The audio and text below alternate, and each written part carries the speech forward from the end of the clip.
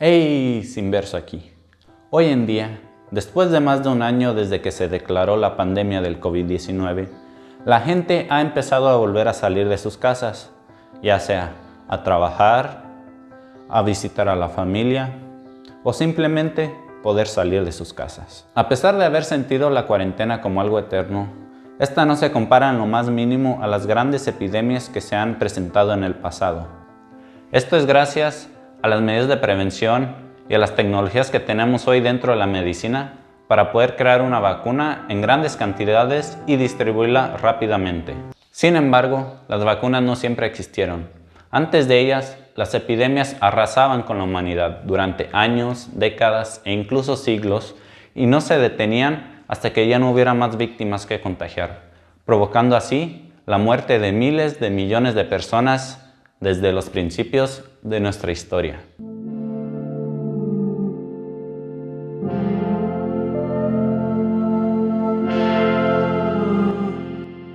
Desde inicios de la humanidad misma, las epidemias siempre han estado con nosotros e incluso han acabado con civilizaciones enteras a lo largo de los años alrededor de todo el mundo. Menciones de estas epidemias se pueden observar desde libros muy antiguos. En el libro del Éxodo se describe cómo Moisés deja caer plagas sobre Egipto.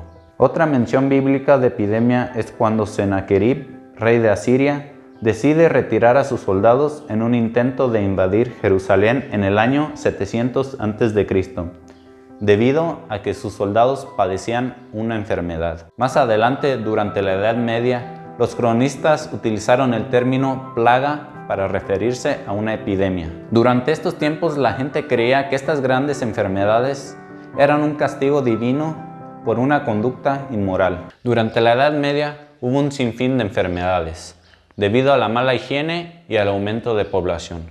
Sin embargo, hubo una que destacó entre todas: la peste negra. No se sabe exactamente de dónde vino esta enfermedad. Sin embargo, la teoría más aceptada es que vino del centro de Asia. Esta peste se estableció principalmente en Europa, donde se cree que murió entre 1/3 y 1/4 de toda la población europea, llevándose consigo millones de personas desde su aparición en 1346 hasta su erradicación en 1353. Entre otras epidemias destaca la cólera en el siglo XIX, donde gracias a la globalización y a las transacciones comerciales pudo permitir que esta enfermedad se propagara con mayor rapidez. Otra gran epidemia de la historia fue la gripe española, que a diferencia de otras enfermedades, las cuales tenían mayor tasa de mortalidad en niños y ancianos, este virus mataba principalmente a las personas de entre 20 y 40 años, la más resistente, además de matar al infectado en tan solo unos 5 días. Se estima que murieron entre 50 y 100 millones de personas en un lapso de tan solo 2 años, de 1918 a 1920. Fechas donde se estaba llevando a cabo la Primera Guerra Mundial. La velocidad de desplazamiento de las tropas y la mejora tecnológica en comunicaciones favoreció enormemente la expansión por toda Europa. Se estima que murió entre un 3 y un 6% de toda la población del mundo, convirtiéndola en la más letal. Otras referencias históricas mencionan el impacto que dejaron estas sobre el curso de la humanidad, tal como sucedió en el siglo II después de Cristo, con el Imperio Romano, en las llamadas plagas del reinado de Antonio. Esta epidemia, causada posiblemente por viruela o sarampión, se expandió por todo el Imperio Romano, causando reducción de población, produciendo estragos y bajas económicas, lo que permitió la intensificación de la invasión de los bárbaros, lo que finalmente causó la debilitación del imperio.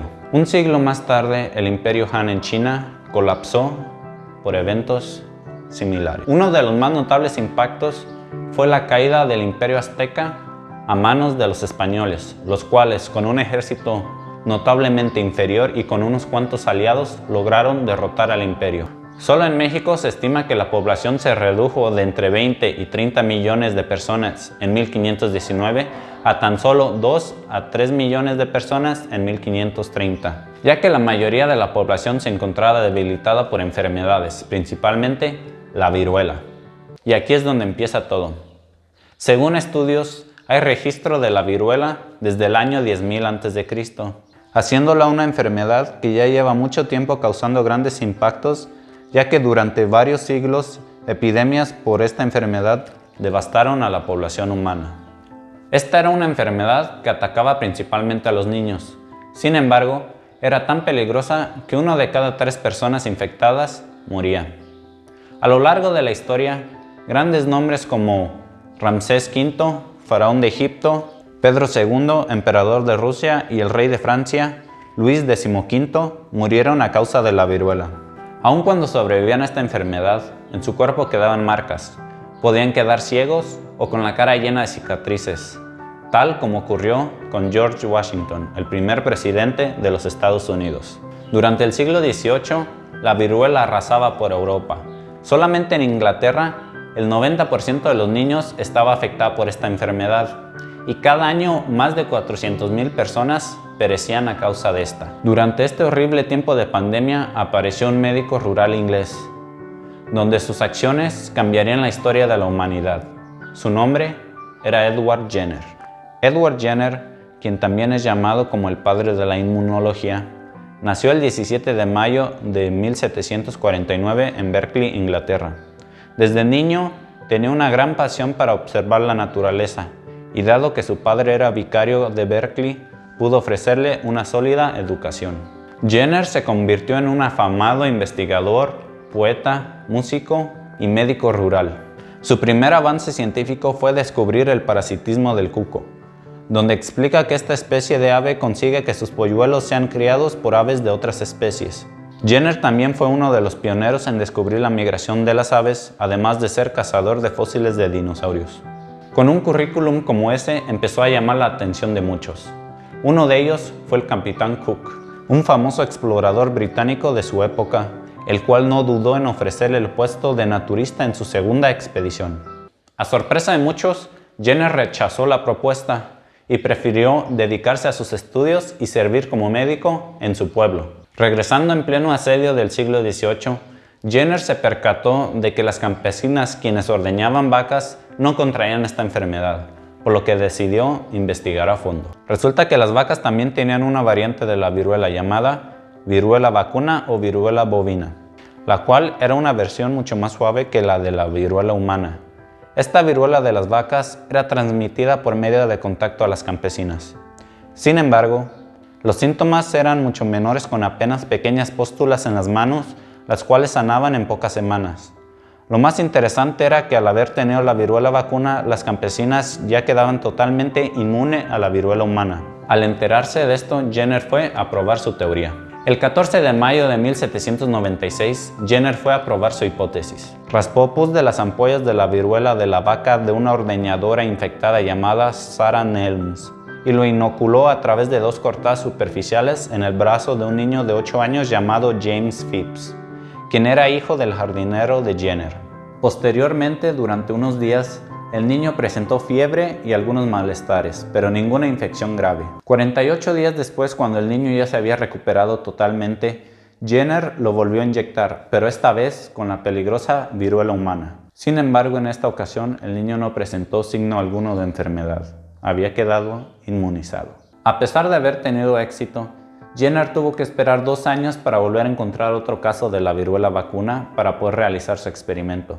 Fue allí donde publicó sus resultados de prueba. Jenner siguió demostrando con éxito su hipótesis con 23 pacientes más. Informó al Royal Society, donde después de revisiones e investigaciones posteriores se publicaron sus hallazgos de los 23 casos mencionados anteriormente. Finalmente se aceptó la vacunación y se proporcionó la vacuna de forma gratuita. Donald Hopkins señaló que la contribución principal de Jenner no fue que inoculó a algunas personas con la vacuna, sino que después demostró que eran inmunes a la viruela. Jenner también demostró que el pus de la viruela vacuna también podía inocularse de una persona a otra de forma eficaz, sin necesidad de los bovinos. A partir de allí, su proceso de vacunación empezó a extenderse por toda Europa y América. Hubo oposición. Un famoso cristiano de Londres llamado Edmund Massey atacó las medidas sanitarias preventivas, ya que mencionaba que estaban en contra de los designios de Dios. El Papa León XIII también estaba en oposición. De hecho, hasta lo prohibió en los estados pontificios. También se empezó a decir que les crecerían cuernos de bovinos para asustar a la gente, pero no funcionó, ya que los resultados demostraron la falsedad de dichos argumentos. El presidente de los Estados Unidos en ese momento, Thomas Jefferson, le envió una carta a Jenner demostrando su agradecimiento con su descubrimiento. En el país de Francia, Napoleón, quien estaba en guerra con Inglaterra, obligó a sus soldados a vacunarse, al igual que el duque de York en Inglaterra. Incluso Napoleón liberó a 2 prisioneros de guerra ingleses debido a una petición de Jenner. El emperador mencionó que no podía negar nada a uno de los más grandes benefactores de la humanidad. A partir de allí, a lo largo de los años, cada país empezó a realizar sus propias campañas de vacunación, hasta que en 1958, Viktor Zdanov, el viceministro de la Salud de aquella entonces Unión Soviética, propuso que se realizara una iniciativa global para erradicar la viruela. Un año más tarde, esta propuesta fue aprobada por la Asamblea Mundial de la Salud. En la década de 1950, la viruela fue eliminada totalmente del continente americano con ayuda de la Organización Panamericana de Salud. De igual forma, en 1967, Karel Raska lideró una poderosa campaña de vacunación en 31 países, eliminando 15 millones de casos de viruela. La OMS calcula que solo en el siglo XIX la viruela fue causa de más de 300 millones de muertes. El último caso de la viruela contraída de manera natural fue en Somalia en 1977 por un hombre de 23 años. Desgraciadamente, un año más tarde, una médica llamada Janet Parker contrajo el virus debido a una mala manipulación en un laboratorio, donde más tarde en ese mismo año murió, siendo esta la última muerte registrada por la viruela. Oficialmente, quedan 2 muestras de viruela en 2 laboratorios. La primera, ubicada en el Centro para el Control y Prevención de Enfermedades de Atlanta, Estados Unidos, y la otra en el Centro Estatal de Virología y Biotecnología de Novosibirsk, en Rusia.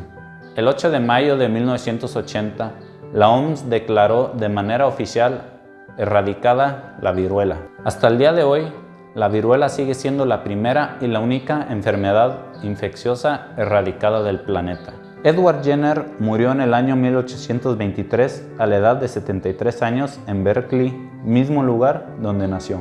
Y en el año 2002, Jenner fue incluido en la lista de los 100 ingleses más importantes de la historia, y se dice que su trabajo ha salvado más vidas que cualquier otro hombre. Gracias por ver.